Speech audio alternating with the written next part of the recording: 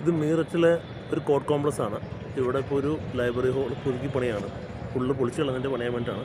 അപ്പോൾ നമ്മളിപ്പോൾ കാണാൻ പോകുന്നതെന്ന് വെച്ച് കഴിഞ്ഞാൽ ഇതിൻ്റെ ഇപ്പോൾ ഉള്ള കോളത്തിൻ്റെയൊക്കെ സ്ട്രെങ്ത് എടുക്കാൻ വേണ്ടിയിട്ടാണ്. കോളം അത് സ്ട്രെങ്ത് ഉള്ളതാണോ, അത് റീയൂസ് ചെയ്യാൻ പറ്റുമോ എന്നൊക്കെ അറിയാൻ വേണ്ടിയിട്ടുള്ള ടെസ്റ്റാണ് ഇപ്പോൾ നടക്കുന്നത്. ടെസ്റ്റിൽ ശരിക്കും 3 ടെസ്റ്റ് ഉണ്ട്. ഒന്ന് കോർ കട്ടിങ് ടെസ്റ്റാണ്, അതിപ്പോൾ നമുക്ക് കാണാം. പിന്നെ UPV ടെസ്റ്റ്, അതായത് അൾട്രാസൗണ്ട് പൾസ് വെലോസിറ്റി ടെസ്റ്റ് എന്ന് പറയും. അത് ഒരു അൾട്രാസൗണ്ട് ഉള്ളിക്കട കടത്തി വിട്ട് കഴിഞ്ഞിട്ട് അപ്പുറത്തും ഇപ്പുറത്തും വെച്ചിട്ട് സെൻസ് ചെയ്യുമ്പോൾ അതിൻ്റെ ഉള്ളിൽ എത്ര സ്ട്രെങ്ത് ഉണ്ടെന്ന് അവർക്ക് മനസ്സിലാക്കാൻ പറ്റും. അതൊന്ന്. ആദ്യത്തെ കോർ കട്ടിങ് വെച്ചാൽ കോർ കട്ട് ചെയ്യാണ്. കോളം നമ്മൾ കട്ട് ചെയ്തെടുത്തിട്ട് അല്ലെങ്കിൽ സ്ലാബ് കട്ട് ചെയ്തെടുത്തിട്ട് അത് കംപ്രസീവ് സ്ട്രെങ്ത്തിന് വേണ്ടിയിട്ട് അവർ ചെക്ക് ചെയ്യും. അതാണ് കോർ കട്ടിങ്. അതിപ്പോൾ നമ്മൾ കാണും. സോ മൂന്നാമത്തെ ഞാൻ പറഞ്ഞത് നമ്മുടെ റീബൗണ്ട് ഹാമർ ടെസ്റ്റാണ്. റീബൗണ്ട് ഹാമർ ടെസ്റ്റ് എന്ന് പറഞ്ഞു കഴിഞ്ഞാൽ ഒരു ഹാമറാണ്. അതിൻ്റെ ഉള്ളൊരു സ്പ്രിങ് ഇതിലേക്ക് നമ്മളിങ്ങനെ പുഷ് ചെയ്യുമ്പോൾ സ്പ്രിങ് റീബൗണ്ട് ചെയ്യണം എത്രയാണോ അത് വെച്ചിട്ടാണ്. ശരിക്കും റീബൗണ്ട് ഹാമർ ടെസ്റ്റും UPV ടെസ്റ്റും ഒന്നും കറക്റ്റായിട്ടുള്ള ഒരു കംപ്രസീവ് സ്ട്രെങ്ത് തരില്ല. കാരണം ഈ കോൺക്രീറ്റിൻ്റെ ഉള്ളിൽ വോയിഡ് ഉണ്ടാവാം, അല്ലെങ്കിൽ ഇപ്പോൾ നമ്മുടെ അതിൻ്റെ ഉള്ളിൽ ഇപ്പോൾ സ്റ്റീൽ ഉണ്ടെങ്കിലും അതിന് സ്ട്രെങ്ത് മാറിക്കൊണ്ടിരിക്കും. പിന്നെ കുറച്ചും റിലയബിളായിട്ട് ചെയ്യാൻ പറ്റുന്നത് വെച്ചാൽ ഈ പറഞ്ഞ കോർ കട്ടിങ് ആണ്. കോർ കട്ടിങ് എടുത്തിട്ട് കോൺക്രീറ്റിൻ്റെ എടുത്തുകൊണ്ട് പോയിട്ട് നമ്മൾ ലാബ് ടെസ്റ്റ് നടത്തുമ്പോൾ അതിൻ്റെ compressive strength MPa mega Pascal എത്ര 25, അതെനിക്ക് MPa മറ്റേ ഇതിലായിരിക്കും, റീബൗണ്ടിലായിരിക്കും. ഇതിൽ compressive strength newton per millimetre എത്രയാണോ അത് വെച്ചിട്ട് നമുക്ക് അതിൻ്റെ സ്ട്രെങ്ത് എത്ര ഉണ്ടെന്ന് കണ്ടെത്താൻ പറ്റും. ഇതിപ്പോൾ കുറച്ച് പഴയതാണ്, ഒരു 10-20 വർഷം മുമ്പുള്ള ഒരു ബിൽഡിംഗ് ആണ്. 20 മുമ്പിന് മുള്ളുണ്ടാവും. അപ്പം ഈ വീഡിയോ വഴി നിങ്ങൾക്കിപ്പോൾ ഈ ടെസ്റ്റിലൊക്കെ ഒന്ന് കാണാനുള്ളൊരു സൗകര്യം ഉണ്ട് എന്ന് മാത്രമാണ് ഞാൻ ഉദ്ദേശിക്കുന്നത്. അപ്പോൾ വീഡിയോ കാണുക, അഭിപ്രായം അറിയിക്കുക. ഇതാണ് മീററ്റിലെ കോർട്ട് കോംപ്ലക്സ് ആണ്. ഇത് അവിടുത്തെ ഒരു ലൈബ്രറിയാണ്. പഴയ ബിൽഡിംഗ് ആണ്. ഇതൊന്ന് പൊളിച്ചു പണിയാൻ വേണ്ടിയിട്ടാണ് ഈ വന്നേക്കുന്നത്. അപ്പോൾ ഇതിൻ്റെ സ്ട്രെങ്ത് എടുക്കണം. ഇപ്പോൾ കോളം നിർത്തിയിട്ട് ചെയ്യാൻ വേണ്ടിയിട്ടാണ്, കോളത്തിൻ്റെ സ്ട്രെങ്ത് എടുക്കാൻ വേണ്ടി വന്നേക്കുന്നത്. ഇത് കോർ കട്ടിങ് മെഷീനാണ്. ആദ്യം ഒരു ചെറിയൊരു ഹോൾ അവിടെ ഡ്രിൽ മെഷീൻ വെച്ച് ചെയ്തിട്ട്, അത് വേറൊന്നുമല്ല, നമ്മുടെ കോർ കട്ടിങ് മെഷീൻ അവിടെ ഉറപ്പിക്കാൻ വേണ്ടിയിട്ടാണ്.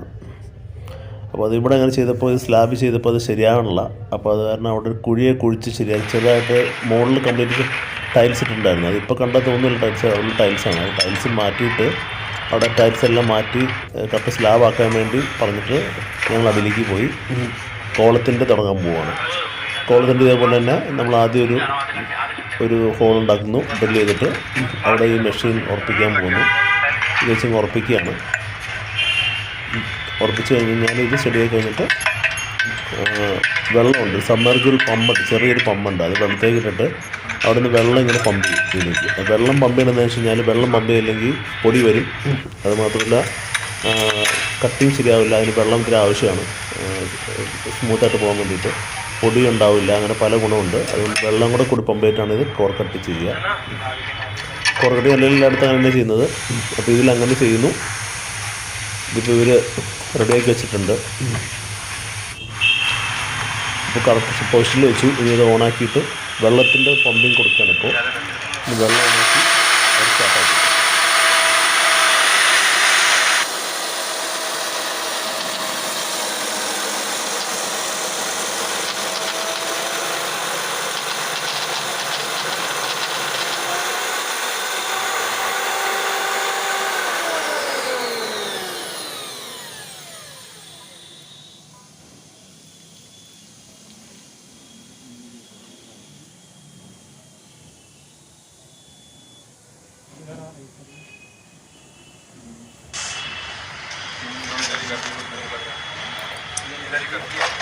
പിന്നെ അതിൻ്റെ ഉള്ളിൽ കട്ട് ചെയ്യപ്പെട്ട സാധനം ഇരിപ്പുണ്ടാവും, അത് പുറത്തേക്ക് എടുക്കണം.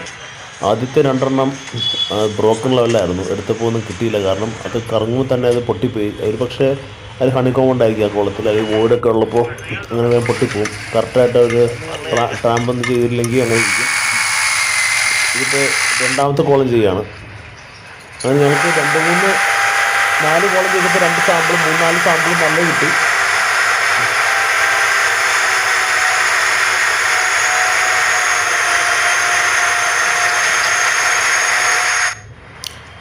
നാല് കോളം ചെയ്തപ്പോൾ ഒരു 2-3 സാമ്പിൾ നല്ലത് കിട്ടി. അത് പിന്നെ ലാബിൽ കൊണ്ടുപോയിട്ട് കംപ്രസീവ് ടെസ്റ്റിന് വിധേയമാക്കിയിട്ട് കംപ്രസീവ് സ്ട്രെങ്ത് എത്രയാണെന്ന് മനസ്സിലാവും.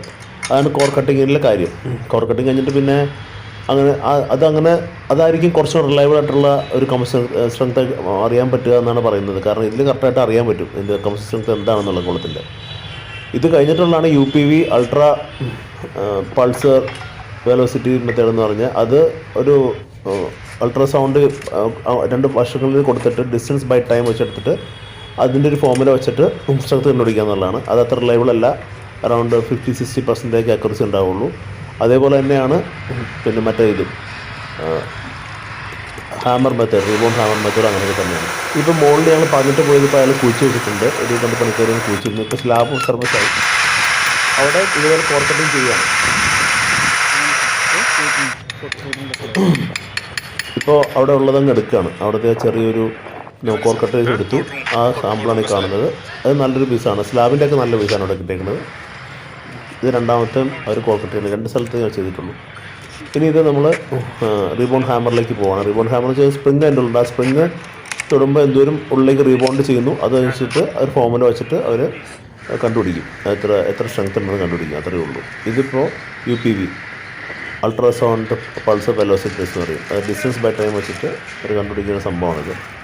അതൊരു ജെല്ല് തേക്കും. 2 സ്ഥലത്തും ജെല്ല് തേക്കും. എന്നിട്ട് സ്ലാബിൽ 2 സ്ഥലത്ത് വയ്ക്കും. ഡിസ്റ്റൻസ് എത്രയാണെന്ന് മാർക്ക് ചെയ്യും. രണ്ടും തമ്മിലുള്ള ഡിസ്റ്റൻസ് എത്രയാണെന്നാണ് മാർക്ക് ചെയ്യുന്നത്. എത്ര ടൈമിൽ അത് കയറി സൗണ്ട് പോയി എന്നുള്ളത് കണ്ടുപിടിക്കും. അതിൽ നിന്ന് അവർക്കൊരു ഫോമുല വെച്ചിട്ട് ഏകദേശം ഒരു സ്ട്രെങ്ത് കണ്ടുപിടിക്കുക. അങ്ങനെ 3 ടെസ്റ്റ് ഞങ്ങൾ എല്ലാ സ്ലാബിലും ബീമിലും കോളത്തിലൊക്കെ ചെയ്തു. അപ്പോൾ ഏകദേശം കറക്റ്റായിട്ടുള്ള ഒരു കോമ്പസിറ്റ് സ്ട്രെങ്ത് എത്രയെന്ന് അറിയാൻ പറ്റും. അതിന് വേണ്ടിയിട്ടാണ് ഈ 3 ടെസ്റ്റ് നമ്മൾ ചെയ്യിച്ചത്.